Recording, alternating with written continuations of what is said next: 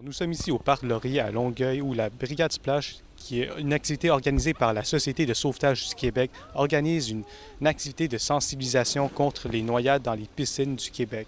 Depuis combien de temps l'activité de la Brigade Splash existe? Alors, la Brigade Splash est à sa 6e été dans une forme actuelle, donc dans une forme où on rencontre les sauveteurs, les gestionnaires et le grand public. Et je veux dire, lorsque vous allez à la rencontre du grand public, est-ce que les connaissances sont quand même suffisantes selon vous? En fait, en ce qui concerne le comportement autour des piscines? Bien, ça arrive que souvent on informe les gens par rapport en ce qui concerne le gilet de sauvetage, ce qui est plus approprié ou moins approprié. Ça, on fait de l'enseignement par rapport au grand public. Souvent, on fait de l'enseignement aussi par rapport à ce qui est du sauvetage sportif. On leur fait découvrir ce sport-là. Donc, c'est sûr le but, c'est qu'on leur amène des messages et qu'ils découvrent un petit peu ce que c'est que la sécurité autour du plan d'eau. Et vu que vu qu'on a vu dans les médias en plein été des reportages sur les noyades, doit-on croire que les activités de sensibilisation de la brigade sont plus accrues, disons, cette année? Disons que c'est sûr, ça a changé un petit peu le message. Des fois, les gens nous posent des questions. Les gens sont un petit peu plus... et donc, ils ont des questions, ils cherchent à aller chercher de l'information. Mais les messages restent toujours les mêmes, dans le sens où on parle aux parents, surveillez vos enfants, soyez près de vos enfants, allez jouer dans l'eau avec vos enfants. Donc, c'est des messages qu'on a depuis longtemps, qu'on dit, qu'on utilise des fois, justement, s'il arrive des incidents qu'on peut redire, justement, via les médias. Mais nos messages restent les mêmes tout le temps, là. C'est-à-dire les activités ne sont pas plus nombreuses que les années auparavant. Non, dans le fond, comment ça fonctionne, la Brigade Splash? On a une prise de rendez-vous en début d'été avec les installations aquatiques du Québec. Et par la suite, on se déplace là. Comme j'ai dit, c'est simplement au niveau de les gens sont plus... ils s'informent plus, donc ils se questionnent plus. Mais sinon, on visite le même nombre d'installations suite à des noyades, par exemple. En fait, normalement, comment démarrez-vous une activité lorsque vous entrez dans les piscines? Dans le fond, la Brigade Splash, comment ça fonctionne? On a 3 volets. Donc, avec les sauveteurs, c'est un entraînement qui varie de 30 minutes à 2 heures. Donc, avec les sauveteurs, on a différents volets. On a un bloc obligatoire, un bloc optionnel.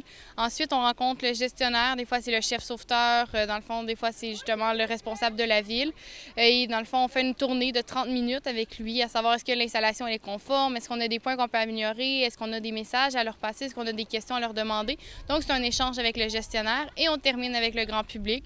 Donc, l'activité souvent est en après-midi lors de l'ouverture de la piscine ou du plan d'eau. Et là, on peut, dans le fond, passer des messages justement de responsabilité partagée pour ces 3 types d'usagers, disons, ou d'exploitants de la piscine. Alors, je m'appuie comme ça sur mon genou, avec ma main comme celle-ci, je viens le long de la corde et je la dépose dans ma main comme celle-ci qui est appuyée sur le genou. Et ma main à gauche, vous voyez, elle ne bouge pas du tout. Et là, il faut aller rapidement parce qu'on a quelqu'un à aider. Et donc, on se dépêche, on se dépêche.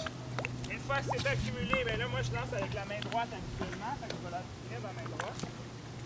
Et là, on lance la corde. En fait, ce qu'on vient remplir lorsqu'on fait la tournée avec le gestionnaire, c'est la grille de la Régie du bâtiment du Québec qui, en fait, fait une liste des éléments qui sont essentiels à l'ouverture du bassin. Donc, c'est une fiche de contrôle des équipements de sécurité. On parle ici de tout ce qui est clôture. Est-ce qu'ils ont une hauteur réglementaire? Est-ce que c'est vraiment bien fermé partout? Est-ce que les affiches signalétiques sont bien présentes? Les équipements de sauvetage, donc les perches, les bouées, les planches dorsales, etc. Est-ce que c'est présent? Est-ce que c'est en bon état, accessible et disponible?